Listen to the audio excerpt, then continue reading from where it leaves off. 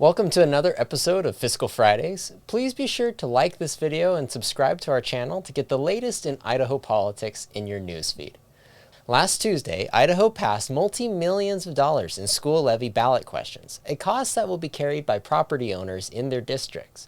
When will enough be enough for Idaho's public schools? Sure, some schools are in need of some facility renovations and repairs. Levies are supposed to fill the need to correct those issues, but instead, schools are using these levies to fund entire programs, pay staff, and in the case of West Ada County School District, build free daycares for staff.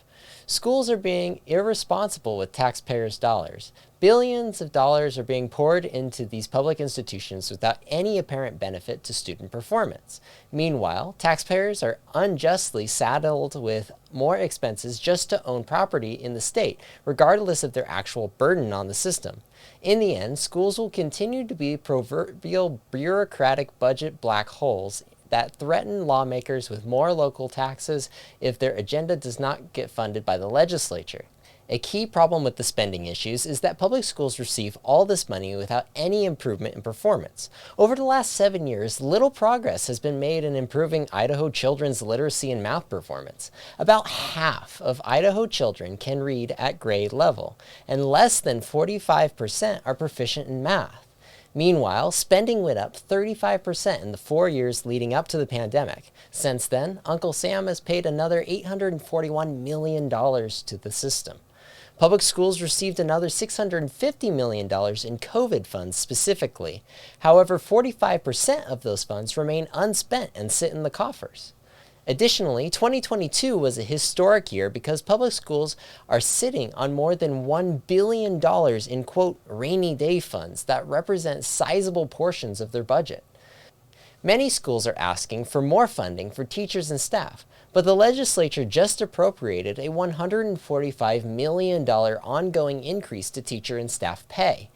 That is a $6,359 increase per position.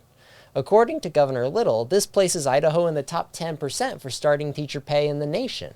Thus, taxpayers would be double paying for these salary increases if schools intend to use the funds for this purpose. Public schools are not hurting for money, but constituents sure are.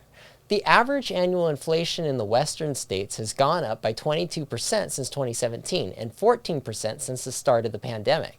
It is getting very difficult for people to make ends meet.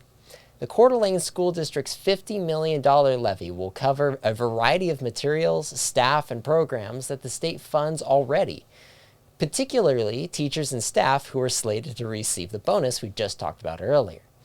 This would translate to an average tax increase of $470 when one considers that the average value of a home in Coeur d'Alene is nearing $500,000. The problem with property tax is that people are being taxed on wealth they theoretically could have if they liquidated their assets. It doesn't necessarily account for what they actually have or would receive if they sold their property. This drives families out of their homes who simply can't afford to pay the tax to live there anymore, particularly in heavily gentrified communities like Coeur d'Alene. In all, the current system lends little fiscal accountability for Idaho's public schools. The ability to sample elections until a levy passes allows the schools to rule over the tax base in a war of attrition. It only takes one good election for a levy to pass and stick for years, while it takes every election to kill a bad levy. On Tuesday, voters were wise enough to kill the $500 million levy in the West Ada County School District, thankfully.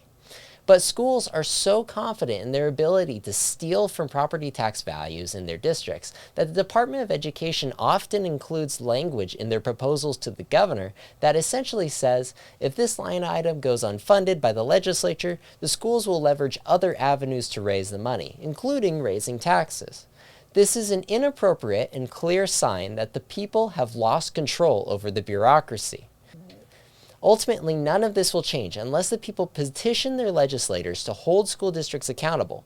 More school spending should yield better student performance. Funding should not sit in the coffers while districts turn to constituents for even more revenue. Finally, schools should not be able to ask for levies on a repetitive basis.